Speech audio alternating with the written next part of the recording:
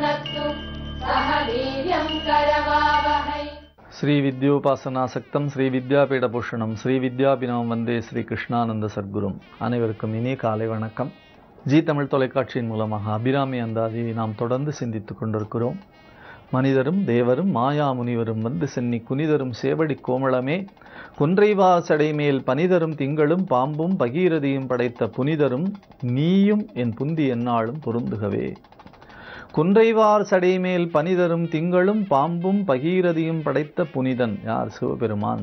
முதல் பாடலில் தொடங்குகிற பொழுதே சொல்லுகிறார், தாரமர் கொன்றையும் சண்பக மாலையும் என்று சொல்லுவார். கொன்றை மலர் இருக்கிறதே எம்பெருமானுக்கு மிக சிறப்பான மலர்.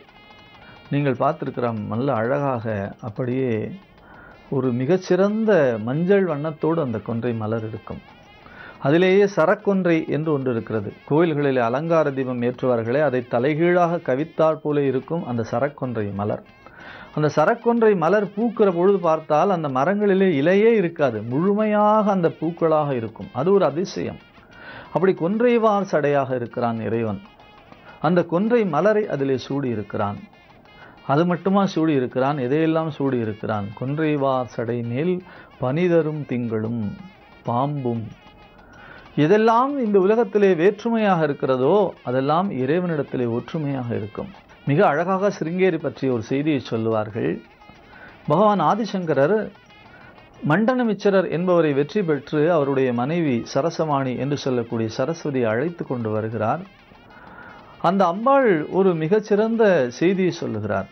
நீ திரும்பி பார்க்காமல் முன்னால் நடந்து கொண்டே செல்ல வேண்டும், நானும் நடந்து கொண்டே வருவேன். எந்த இடத்திலே நீ திரும்பி பார்க்கிறாயோ அந்த இடத்திலே நான் நின்று விடுவேன் என்று சொன்னாளாம். அப்படி ஆதிசங்கர் வந்து கொண்டே இருக்கிறார். ஒரு இடத்திலே ஒரு மிகப்பெரிய அற்புதத்தை பார்க்கிறார். அது என்ன அற்புதம் என்று சொன்னால், பாம்புக்கும் தவளைக்கும் எந்நாளும் பகை. ஆனால் அந்த இடத்திலே பார்க்கிறார்கள், தேவியும் பார்க்கிறாள், ஆதிசங்கரரும் பார்க்கிறார். ஒரு கர்ப்பமான தவளைக்கு கருநாகம் படம் எடுத்து வெயிலிலே இருந்து காத்து குடைபிடித்து கொண்டிருக்கிறது. மிகப்பெரிய அதிசயம்.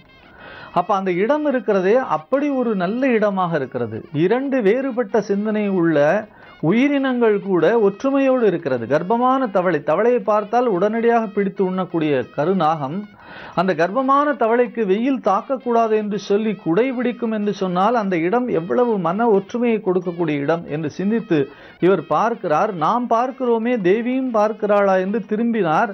அங்கே தேவியும் பார்த்தாள். அந்த இடத்திலேயே அவள் அமர்ந்து விட்டாள். அங்கேதான் சாரதையாக காட்சி தருகிறாள் என்று சிருங்கேரி புராணம் சொல்லும். அப்படி சிவபெருமானுடைய சடையின் மேலே பாம்பும் சந்திரனும் எப்பொழுதும் பகை. இன்றைக்கும் கூட வானநூல் சாஸ்திரம் என்று சொல்லக்கூடிய அஸ்ட்ரோபிசிக்ஸ் இருக்கிறதே, அதிலே நம்முடைய இந்து சமயம் சனாதன தர்மம் செய்திருக்கக்கூடிய அதிசயங்களை வேறு யாரும் செய்ய முடியாது. எத்தனையோ வெளிநாட்டவர்கள் எல்லாம் தாங்கள் தான் அறிவியலிலே முன்னால் என்று சொல்லக்கூடியவர்கள் எல்லாம் கூட வியந்து பார்ப்பது, இத்தனை மணிக்கு சூரிய கிரகணம், இத்தனை மணிக்கு சந்திர கிரகணம் என்று நாம் நம்முடைய பஞ்சாங்கங்களை போட்டிருக்கிறோம். அவர்கள் டெலஸ்கோப் கிடையாது, அவர்களிடத்தில் எந்த கருவியும் கிடையாது. ஆனாலும் கூட அந்த நேரத்திலே அந்த மணித்துளிக்கு சரியாக கிரகணம் தொடங்குகிறது. அவர்கள் சொல்லி வைத்தது வேண்டுமானால் கதைபூர்வமாக சொல்லி வைத்திருக்கலாமே தவிர அந்த கணக்கிலே ஒரு சின்ன பிசகு கூட கிடையாது. அத்தனை ஒரு வளர்ச்சி நமக்கு அந்த வானியல் சாஸ்திரத்தில் இருந்திருக்கிறது, இருந்து கொண்டே இருக்கிறது. அப்படி ஒரு உயர்ந்த தத்துவமிக்க செய்தியாக சந்திரனுக்கும் பாம்புக்கும் எப்பொழுதும் பகையாக இருக்கும். ஆனால் சிவபெருமானுடைய சடாமுடி மேலே பாம்பும் சந்திரனும் எப்பொழுதும் இணைந்தே இருக்கிறார்கள். கொன்றைவால் சடைமேல் பனிதரும் திங்களும் பாம்பும். அந்த பனிதரும் திங்கள் இருக்கிறதே, அந்த பனிதரும் திங்கள் எப்படி அங்கே மேலே வந்து உட்கார்ந்து கொண்டது? தக்ஷனுக்கு மொத்தம் 50 பெண்கள், அதிலே 27 பெண்களை சந்திரனுக்கு திருமணம் செய்து கொடுத்தார் என்று சொல்வார்கள். இப்பொழுது நீங்கள் பேசுவது கேட்கிறது, ஒரு பெண்ணுக்கு கல்யாணம் பண்ணுவதே அல்லது ஒரு பெண்ணை பிடிப்பதே ரொம்ப கஷ்டமாக இருக்கிறது. 27 பெண்ணை சந்திரன் கல்யாணம் பண்ணி வைத்தானா என்று சொல்லி. ஏனென்றால் இப்பொழுது பெண்களே மிகவும் அருகி போய் இருக்கிறார்கள். அப்படியான காலத்திலே நாம் வாழ்ந்து கொண்டிருக்கிறோம். 27 நட்சத்திரங்களையும் 27 பெண்களாக பெற்றிருந்தான். ஆகினால 27 நட்சத்திரங்களையும் திருமணம் செய்து கொடுத்தான். செய்து கொடுக்கிற பொழுதே சந்திரனிடத்திலே சொன்னான், நன்றாக கேட்டுக்கொள், எல்லோரையும் ஒரே மாதிரி பார்த்து கொள்ள வேண்டும், எல்லோருக்கும் ஒரே மாதிரியான நகைகளை வாங்கி கொடுக்க வேண்டும், ஒரே மாதிரியான பட்டு சேலை வாங்கி கொடுக்க வேண்டும், யாருக்கும் முன்பின்னாக இருக்கக்கூடாது என்று சொல்லி வைத்தானாம். ஆனால் கார்த்திகை ரோகிணி என்று சொல்லக்கூடிய 2 பேரிடத்திலே மட்டும் அவன் பிரியமாக இருந்ததினாலே மற்ற 25 பெண்களும் போய் தன்னுடைய தந்தையிடத்திலே சொன்னார்கள், தக்ஷன் மிகப்பெரிய சர்வாதிகாரியாக இருந்ததினாலே சந்திரனுக்கு சாபம் போட்டான், உன்னுடைய கலைகள் ஒன்றொன்றாக தேய கடவது என்று சொல்லி. வாரியார் சுவாமிகள் மிக அழகாக சிரித்து கொண்டே சொல்லுவார்கள், எல்லா இடத்திற்கும் அவன் ஓடினான், கடைசியிலே கைலாஸ் போய் தேடி தேடி போய் பார்த்ததிலே கைலாஷுக்கு ஓடினான் என்று சொல்லுவார். அப்படி கைலாசத்திலே போய் சிவபெருமானுடைய பாதத்திலே விழுந்தான். அவர் அருகிலே பக்கத்திலே வைத்துக் கொண்டிருக்கலாம், ஆனால் அந்த இடத்திலே விழுந்த அந்த சந்திரனை தூக்கி தலைமேலே வைத்துக் கொண்டாராம் சிவபெருமான். உன்னிடத்திலே ஆணவம் போக வேண்டும், எல்லோரையும் சமநோக்கோடு பார்க்க வேண்டும் என்று சொல்லக்கூடிய ஒரு செய்தி அவனுக்கு சொல்லித் தந்தார். அவனுக்கு அது மறக்காமல் இருக்க வேண்டும் என்று சொல்லித்தான் அந்த 3ஆம் பிறை சந்திரனை தூக்கி தலையிலே வைத்துக் கொண்டார். இன்றைக்கும் கூட நாம் பார்க்கிறோம், 3ஆம் பிறை சந்திரனை பார்த்தால் நமக்கு நன்மை கிடைக்கிறது என்று சொல்லி. சந்திரன் மட்டும் நமக்கு கண்களுக்கு தெரிகிறது, அதன் பின்னாலே எம்பெருமானுடைய திருவுருவத்தை பார்க்கக்கூடியவர்கள் ஞானிகளாக மட்டுமே இருக்கிறார்கள். அப்படி கொன்றைவார் சடைமேல் பனிதரும் திங்களும் பாம்பும் பகீரதியும் படைத்த புனிதர். பகீரதனுக்காக இந்த உலகத்திலே கங்கை கீழே இறங்கி வந்தாள். கீழே இறங்குகிற பொழுது கங்கை வானத்திலே இருந்து கீழே, அதனால்தான் அவளுக்கு வானதி என்று பெயர், வான் நதி. அந்த வானதி கீழே இறங்கி வருகிற பொழுது இந்த உலகம் அந்த மிகப்பெரிய நீர் வீழ்ச்சியை தாங்க முடியாது என்பதனாலே சிவபெருமான் அந்த கங்கையை தன்னுடைய தலையிலே தாங்கிக் கொண்டு நம்பொருட்டு மிகப்பெரிய சக்தியினாலே அந்த கங்கையை வானத்திலே இருந்து இறக்கி பிறகு தன்னுடைய திருமுடியிலே இருந்து இந்த உலகத்திற்கு வழங்கினார். அந்த பகீரதிக்கு இருந்த மிகப்பெரிய ஆணவத்தை அங்கே தவிர்த்தார். அவருடைய சடாமுடி சொல்லிக் கொடுக்கக்கூடிய மிகப்பெரிய செய்தி என்ன? நாம் எதற்காக சிவபெருமானை வழிபாடு பண்ணுகிறோம்? அவருடைய தோற்றத்தை பார்க்கிற பொழுதே நமக்கு இந்த உலகத்திலே வேறுபட்ட சிந்தனைகள் இருக்கக்கூடாது, தலைக்கணம் இருக்கக்கூடாது, எல்லோரையும் சமமாக பார்க்க வேண்டும், எல்லோரும் மேலும் அன்பாக இருக்க வேண்டும், எல்லோருக்கும் இரக்கம் காட்டுபவர்களாக இருக்க வேண்டும், எல்லோருக்கும் உதவி செய்பவர்களாக இருக்க வேண்டும். இதைத்தான் நமக்கு அந்த ஜடாமுடி சொல்லித் தருகிறது. பாம்பு, அந்த பக்கத்திலேயே சந்திரன் இருக்கிறது, ஜடைமுடி மேலே கங்கை இருக்கிறாள், கங்கை எல்லோரையும் தூய்மையாக ஆக்குகிறாள். கங்கை தூய்மையாக ஆக்கக்கூடிய தன்மையிலே கங்கையே தூய்மையாக எம்பெருமான் ஆக்கி தந்தார். அவர் புனிதராக இருக்கிறார். மனிதராக இருப்பவர்கள் இந்த குணங்களை எல்லாம் பெற்றால் அவர்களும் புனிதராக மாற முடியும் என்பதை அவருடைய ஜடாமுடி நமக்கு சொல்லி தந்திருக்கிறது. கொன்றைவார் சடைமேல் பனிதரும் திங்களும் பாம்பும் பகீரதியும் படைத்த புனிதரும். அடுத்த வார்த்தை தான் நம்மை அழ வைக்கக்கூடிய வார்த்தை. அந்த வார்த்தை என்ன? நாளை பார்ப்போம். நன்றி, வணக்கம்.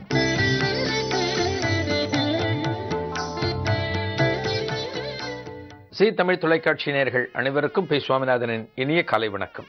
தெய்வத்தின் குரல் நிகழ்ச்சியில அந்த புரந்தர கேசவலு அப்படிங்கிற பையனை பத்தி நம்ம பார்த்துட்டு இருக்கோம். மகா சுவாமிகளோட ஸ்ரீசைலத்தை நோக்கி போகக்கூடிய யாத்திரை. அந்த யாத்திரையில கர்னூலை தாண்டி ஒரு கிராமத்துல முகாம் இருக்கார். 21 நாள் முகாம். மகா சுவாமிகளோட அந்த சந்திரமௌலீஸ்வரர் பூஜைக்கு வில்வத்தை கொண்டு வந்து கொடுக்குறான் ஒரு பையன்.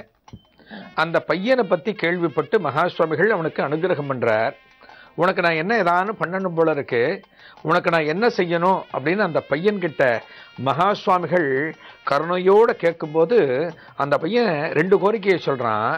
முதல் கோரிக்கையை என்ன சொல்கிறான்னா, நீங்கள் இங்கிருந்து கிளம்புற வரைக்கும், அதாவது இந்த இடத்திலிருந்து அடுத்த முகாமுக்கு நீங்கள் கிளம்புற வரைக்கும் தினமும் உங்கள் சந்நிதியில் நான் பாடணுங்கிறான். அடுத்து 2வது கோரிக்கை என்னன்னு மகா சுவாமிகள் கேட்குறார். 2வது கோரிக்கையை இந்த ஊர்லேருந்து நீங்கள் கிளம்பும்போது நான் சொல்லுவேங்கிறான். இது வரைக்கும் பார்த்தோம். அந்த பையன் அடுத்து என்ன பண்ணுறான்னா, அடுத்து வந்த நாள்லேருந்து தினமும் மத்தியானம் 3:30 மணிக்கு இங்கே வருவான். 3:30 மணிக்கு இந்த சன்னிதானத்துக்கு வந்து மகா சுவாமிகள் ஒரு சிவஸ்வரூபமாக உட்கார்ந்துருப்பார். பல பக்தர்கள் மகா சுவாமிகள் சந்நிதிக்கு முன்னால் உட்கார்ந்துருப்பா. அவள் அத்தனை பேருக்கு முன்னால் இந்த பையன் நன்ன கண்களை மூடி கையை கட்டிண்டு கீர்த்தனைகள் பாடுவான். இந்த பையன் பாடும்போது அதில் சின்ன சின்ன பிழைகள் இருக்கு. மகா சுவாமிகள் என்ன பண்ணுவார், சில இடத்துல அவனை ஒரு நிமிஷம் நிறுத்த சொல்லிட்டு இந்த வரியை இப்படி பாடக்கூடாது, இந்த வரியை இப்படி பாடணும் அப்படின்னு அந்த பையனுக்கு மாற்றி சொல்லி காமிப்பார்.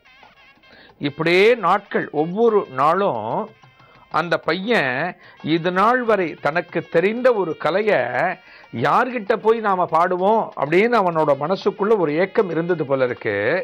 அந்த ஏக்கத்தை பூர்த்தி பண்றதுக்கு இந்த இடத்துக்கு மகா சுவாமிகள் வந்திருக்காரு போல இருக்கு. இந்த சந்நிதியில உட்கார்ந்துட்டு தினமும் மகா சுவாமிகளுக்கு முன்னால உருக்கமா கையை கட்டிண்டு பகவான் சிந்தனையோட பாட ஆரம்பிச்சான். இப்படியே நாட்கள் மெல்ல போச்சு. தினமும் வெல்வத்தை கொண்டு வந்து கொடுத்தான். அந்த இடத்துல பாட ஆரம்பிச்சான். அந்த புரந்தரகேசவலு அப்படிங்கிற பையன் திடீர்னு இந்த முகாம்ல ஒரு மிகப்பெரிய ஹீரோ ஆயிட்டான்.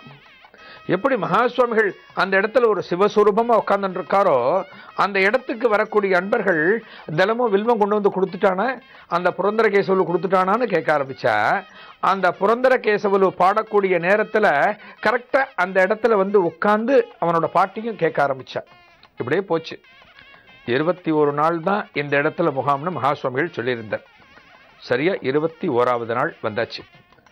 அன்றைய தினம் கார்த்தால சந்திரமௌலீஸ்வரர் பூஜையை முடிச்சு மகா சுவாமிகள் எல்லாருக்கும் பிரசாதத்தை கொடுத்து முடிச்சு அங்கிருந்து கிளம்ப போற. வண்டி வாகனத்துல எல்லா மடத்தோட பொருட்களும் எடுத்து வச்சாச்சு. அந்த யானை குதிரை ஒட்டகம்லாம் தயாராயாச்சு.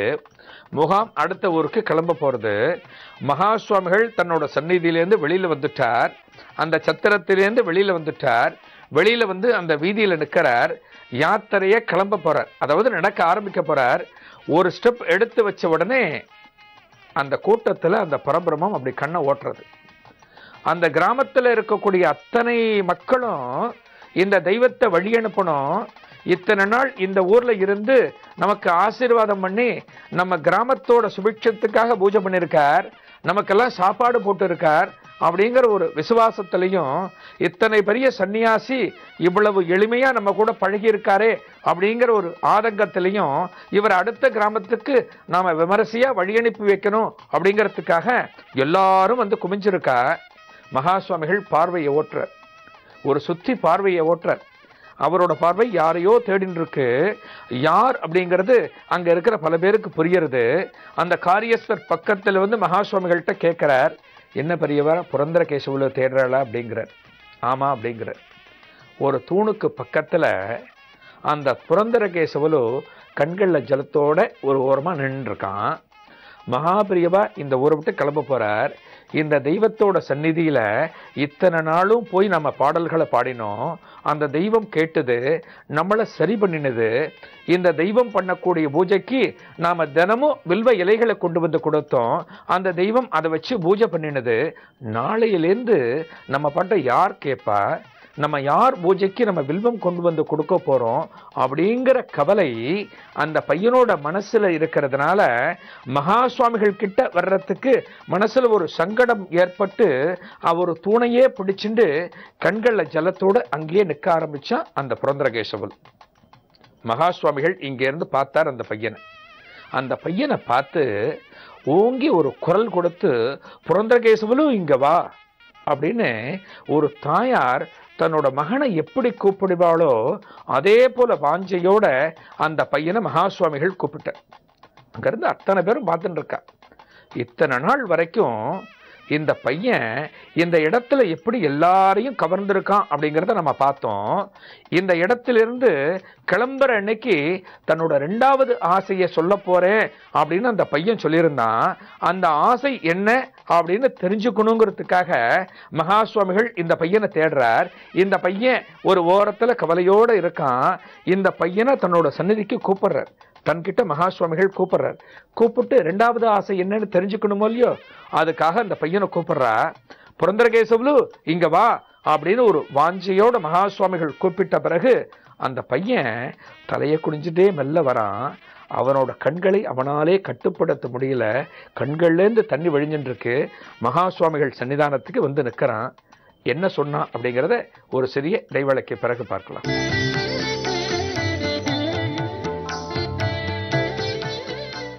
மகா சுவாமிகள் அந்த கிராமத்தை விட்டு கிளம்ப போறார். அதாவது ஸ்ரீசைலத்தை நோக்கி யாத்திரை.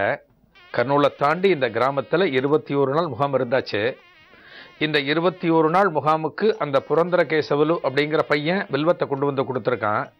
அந்த மகானோட சந்நிதியில 3வது நாளிலிருந்து பாட ஆரம்பிச்சிருக்கான். இன்றைக்கு கிளம்ப போறார். அந்த கிராமத்து ஜனங்களுக்கும் மகா சுவாமிகளோட பிரிவை தாங்க முடியல. இந்த மகான் இத்தனை நாள் இந்த கிராமத்தில் இருந்து நம்மளை ஆசீர்வாதம் பண்ணி நமக்கு எல்லா விதமான சௌகரியங்களையும் கொடுத்து சாப்பாட்டையும் கொடுத்து இங்கிருந்து கிளம்புறாரே அப்படிங்கிற ஏக்கம் கிராமத்து ஜனங்களுக்கு. இதே ஏக்கம் அந்த புரந்தரகேசவலு மனசுலயும் இருந்து மகா சுவாமிகளை நேருக்கு நேர் பார்க்கறதுக்கு அவனுக்கு ஒரு பயமோ ஒரு சங்கடமோ ஒரு தயக்கமோ ஏதோ ஒன்று இருக்கு. அந்த மகானை பார்க்கறதுக்கு ஒரு மாதிரி பயந்துண்டு ஒரு ஓரமா தூணை பிடிச்சிட்டு நிற்கிறான். அப்பத்தான் மகான் தேடுறார், இந்த பையனை பிடிக்கிறார். வா புரந்தரகேசவலு, இந்த இடத்துக்கு வா, என்கிட்ட வா. ரெண்டாவதா ஒன்று நீ சொல்லணும்னு சொன்னீங்க, இந்த ஊரை விட்டு நான் கிளம்பும் போது என்கிட்ட சொல்லணும்னு சொன்னியே, ஒரு ஆசை, உன்னோட ஆசை ஒன்று சொன்னியே, அது என்ன ஆசைன்னு சொல்லு, நான் இங்கிருந்து கிளம்ப போறேன் அப்படின்னு அந்த பரபிரம்மம் சொல்றது. அங்க இருக்கிற அத்தனை பேரும் பார்த்துட்டு இருக்கா. அந்த புரந்தரகேசவலு மகா சுவாமிகளுக்கு முன்னால நின்றுட்டு இருக்கான், தலை குனிஞ்சு நின்றுட்டு இருக்கான். அவனோட கண்கள் உடைந்த அந்த கண்கள் சரியாகவே இல்லை. அதாவது இத்தனை நாள் நம் கூட இருந்த ஒரு தெய்வம் நம்மளை விட்டு கிளம்பி போறது. நாளைக்கு நாம என்ன பண்ண போறோம், இந்த தெய்வத்தோட கருணை நமக்கு தொடர்ந்து கிடைக்குமா அப்படிங்கிற ஒரு சந்தேகத்துல அந்த சின்ன உள்ளம், அந்த பிஞ்சு உள்ளம் ஒரு வேதனையோட நின்றுட்டு இருக்கு. மகா சுவாமிகள் திரும்ப கேட்கிறார், சொல்லு புரந்தரகேசவலு, நான் கிளம்ப போறேன், ரெண்டாவது ஆசை நீ சொன்னியே அப்படின்னு கேட்கும்போது அந்த பையன் அண்ணாந்து பார்க்கறான். அண்ணாந்து மகா சுவாமிகளை பார்த்து ஒரு நமஸ்காரத்தை முதல்ல பண்ணிட்டு எழுந்து நிற்கிறான். எழுந்து நின்று அந்த பையன் சொல்றான், சாமி, எங்க அப்பாரு எனக்கு ஆசையை சொல்லி கொடுக்கவே இல்லை. உங்ககிட்ட எதிர்காலத்துல யாராவது உனக்கு என்ன வேணும் அப்படின்னு கேட்கும்போது நீ பொருளாசையை முக்கியமாக வச்சு சொல்லாத. பொருளாசை அப்படிங்கிறது என்றைக்குமே நிரந்தரம் கிடையாது, அது நம்மிடம் தங்காது அப்படின்னு எங்க அப்பாரு சொல்லியிருக்காரு. எனக்கு எங்க அப்பா என்கிட்ட சொல்லிட்டு போயிருக்காரு, பொருள் சார்ந்த ஆசை எனக்கு என்றைக்குமே கிடையாது அப்படின்னா எங்க அப்பா எனக்கு கொடுத்த பிச்சை அது, எங்க அப்பா எனக்கு கொடுத்த மிகப்பெரிய வரம் அப்படின்னு யார் சொல்ற? ஒரு 12 வயசு பையன் சொல்றான். இந்த காலத்துல மகா சுவாமிகள் போன்ற ஒரு தெய்வம் நமக்கு முன்னால வந்து உனக்கு நான் ஏதான ஒரு வரத்தை கொடுக்குறேன் நீ கேளு அப்படின்னா நம்மெல்லாம் ஒரு பெரிய பட்டியல் வச்சிருப்போம், எனக்கு இதை கொடுங்கோ அதை கொடுங்கன்னு வச்சிருப்போம். எல்லாவற்றையும் மீறி ஒரு 12 வயசு பையன், ஒரு பக்குவத்துக்கு வராத ஒரு பையன் மகா சுவாமிகள்கிட்ட சொல்றான், அத்தனை பக்தர்கள் அந்த இடத்தில் குழுமி இருக்க அவர்கள் எல்லாருமே இதை கேட்கணும்னு சொல்றான். பொருள் மேல எனக்கு ஆசை கூடாதுன்னு எங்க அப்பா சொல்லியிருக்கார் சாமி. என்னோட ரெண்டாவது ஆசைய இப்ப உங்ககிட்ட சொல்றேன். ஒருவேளை நான் செத்து போயிட்டேன் அப்படின்னா எனக்கு மோட்சம் வேணும், எனக்கு அடுத்த பிறவி கூடாது, மறு ஜென்மம் எனக்கு கூடாது. நான் இந்த வாழ்க்கையில எதை அனுபவிக்கணுமோ அதை நான் அனுபவிச்சுட்டேன். எங்க அம்மா இருந்த காலத்துல எங்க அம்மா கூட சந்தோஷமா இருந்துட்டேன். எங்க அப்பா இருந்த காலத்துல ஒரு தகப்பனாரோட அன்பை நன்னாவே நான் வாங்கிட்டேன். இந்த 2 பேரும் இல்லாதப்ப ஒரு இடத்துல நான் வேலை செஞ்சு என்னென்ன விஷயங்கள் நான் கத்துக்கணுமோ, என்னென்ன விஷயம் தெரிஞ்சுக்கணுமோ நான் தெரிஞ்சுட்டேன். இந்த கொஞ்ச நாள்லயும் கடைசி காலத்துல ஒரு 21 நாள் உங்க பக்கத்துல இருந்து ஒரு பூஜைக்கு நான் வில்வத்தை பறிச்சு கொடுத்தேன். யாருக்குமே கிடைக்காத ஒரு பாக்கியமா உங்களோட சந்நிதியில உட்கார்ந்து நான் எனக்கு தெரிஞ்ச பாடல்களை பாட ஆரம்பிச்சேன். என்ன நீங்க சரி பண்ணினீங்க, அது என்னோட முதல் ஆசை. என்னோட ரெண்டாவது ஆசை, நான் இறந்தால் எனக்கு மோட்சம் கிடைக்க வேண்டும், எனக்கு மறுபிறவி கூடாது, இதுதான் சாமி எனக்கு ஆசை அப்படின்னு அந்த பையன் சொல்றான். நம்மெல்லாம் என்ன நினைப்போம், அடுத்த பிறவிலையும் நீயே எனக்கு மனைவியா வரணும் நம்ம மனைவிட்டு சொல்லுவோம், அடுத்த பிறவிலையும் நாம இதே போல பணக்காரனா இருக்கணும் நாம சொல்லுவோம். ஆனா இந்த சின்ன பையன் அடுத்த பிறவி என்பது எனக்கு கூடாது அப்படிங்கிறான். ஆழ்வார்களும் நாயன்மார்களும் நமக்கு சொல்லிக் கொடுத்தது எல்லாமே பிறவி இனிமே நமக்கு கூடாது.